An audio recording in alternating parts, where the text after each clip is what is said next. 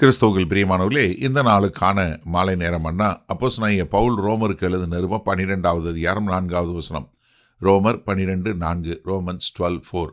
ஏனெனில் நமக்கு ஒரே சரீரத்திலே அநேக அவயவங்கள் இருந்தும் எல்லா அவயவங்களுக்கும் ஒரே தொழில் இராதது போல. இப்போ அப்போஸ்தலனாகிய பவுல் 3வது வசனத்தில் என்ன சொன்னார்? ஒரு தனிப்பட்ட மனிதன் மனத்தாழ்மையாக இருக்க வேண்டும் என்று சொல்லக்கூடியதான். ஆனால் அடுத்து என்ன சொல்ல வர்றாருன்னா, அப்படி மனத்தாழ்மையாக இருக்கும்போது நாம் வரக்கூடிய ஐக்கியத்தினுடைய அடையாளம், அதாவது ஒரு புதிதாக்கப்பட்ட மறுரூபமாக்கப்பட்ட எண்ணம் உள்ள ஒரு மனுஷன் தன்னை பற்றி சரியாக நினைப்பது மாத்திரமல்ல, ஒரு மனத்தாழ்மையாக இருப்பது மாத்திரமல்ல, அவன் தன்னுடைய சபையை, கிறிஸ்துவனுடைய சபையை குறித்தும் ஒரு சரியான எண்ணம் கொண்டவனாக இருக்க வேண்டும் என்பதை தான் சொல்கிறாரு. இப்போ என்ன சொல்கிறாரு? நம்மெல்லாம் ஒவ்வொருத்தரும் ஒவ்வொரு அவயவம். ஏன்னா ஒவ்வொரு அவயவம் வித்தியாசமானது, ஒவ்வொரு அவயவம் அவசியமானது, ஒவ்வொரு அவயத்துக்கு தனித்தனி இது இருக்குது. அது ஒன்றொன்றும் ஒரு குறிப்பிட்ட காரியத்திற்காக வடிவமைக்கப்பட்டிருக்கிறது. அப்போ என்னென்னா, ஒரு சபை என்பது எல்லாரும் ஒரே மாதிரி இருக்கக்கூடிய மக்கள் இல்லை. அதாவது இது ஒரு ஐக்கியமாக வரும்போது வித்தியாசமான மக்கள், ஆனால் எல்லாரும் கிருபையினால் இணைக்கப்பட்ட மக்கள், கிருபையை பெற்றுக்கொண்ட மக்கள். நம்ம எல்லாருமே என்ன, வித்தியாசமான அவயவம், ஆனால் ஒரே சரீரம். ஏன்னா சபையினுடைய ரகசியமே இதுதான். என்ன? Diversity without division. நமக்குள்ள இப்போ மாறுபாடான கருத்துகள் உண்டு, ஆனால் நமக்குள்ள பிரிவினை, பாகுபாடுகள் கிடையாது. யூனிட்டி இருக்கணும், நமக்குள்ள ஒரு ஒற்றுமை இருக்கணும். ஆனால் எல்லாரும் யூனிஃபார்மிட்டி, ஒரே மாதிரி இருக்கணும்னு அவசியம் இல்லை. நமக்குள்ள ஒரு வித்தியாசம், ஆனால் போக வேண்டிய இடம் ஒரே இது. அப்போ என்னென்னா, இந்த சரீரம் உங்கள் சரீரம் எல்லாமே ஒரே மாதிரி இருக்கிறதுனால ஒன்றா இல்லை, இது கிறிஸ்து நம்மளை இணைத்ததுனால. அதனால் என்ன சொல்கிறாரு? எல்லாமே அவயவங்களுக்கும் ஒரே தொழில் இராதது போல. அப்போது ஒவ்வொருத்தருக்கும் ஒரு வித்தியாசமான வேலை, ஒரு வித்தியாசமான பங்கு, ஒரு வித்தியாசமான ஊழியம். ஏன்னா நம்ம எல்லாருமே ஒரே இதை செய்யலை. ஏன்னா இப்போ யோசிச்சு பாருங்கள், ஐ என்ன, ஒரு கண் என்ன பண்ணும்? கையுடைய வேலையை செய்யாது. காது காலுடைய வேலையை செய்யாது. இருதயம் வேறு வேலை செய்யாது. ஆனால் எல்லாமே அவசியமான ஒன்று. அப்போ சபையில் நம்ம எல்லாரும் வித்தியாசமான மக்கள். நம்ம எல்லாருமே எப்படி கர்த்தருக்கென்று வாழக்கூடிய மக்களாய் ஒரே இதில் வாழக்கூடியதான். அப்போ என்ன பண்ணுதுன்னா, நம்முடைய மனத்தாழ்மை என்ன பண்ணுது? நம்ம மற்றவர்களுக்கு கொடுக்கப்பட்ட, அவங்களுக்குன்னு கொடுக்கப்பட்ட ஒரு அமைப்புன்னு இருக்குது, அவங்களுக்குன்னு கொடுக்கப்பட்ட ஒரு அழைப்பு இருக்குது, அதையெல்லாம் நம்ம எல்லாம் கொண்டாடக்கூடியதாக.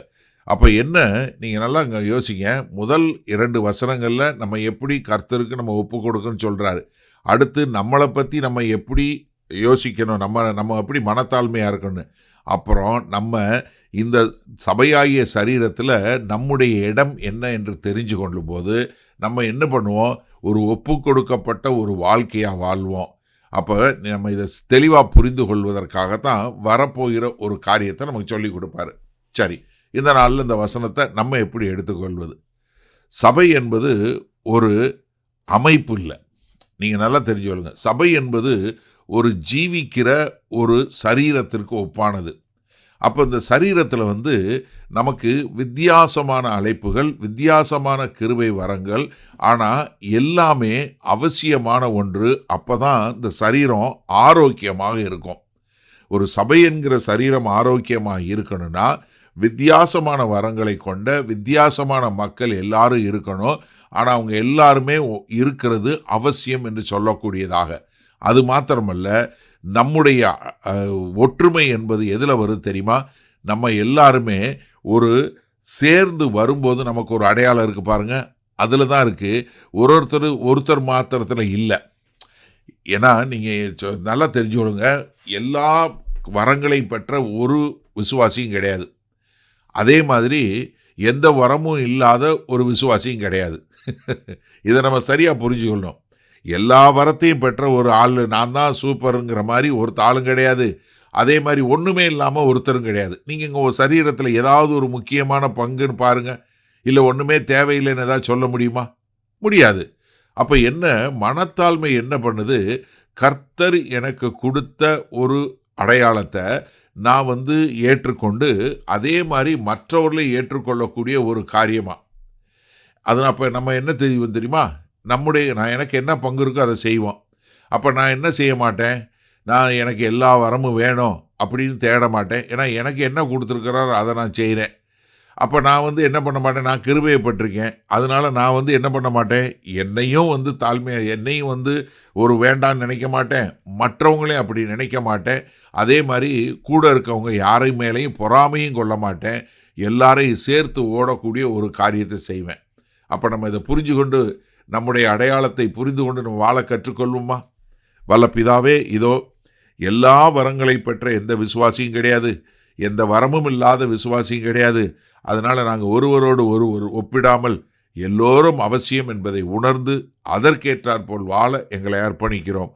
மீட்பெரும் இரட்சகருமாகிய இயேசு கிறிஸ்துவின் மூலம் பிதாவே, ஆமேன். கர்த்தர் உங்களை ஆசீர்வதிப்பாராக. நாம் நாளை காலை தினசரி தியானத்தில் சந்திப்போம். Good night.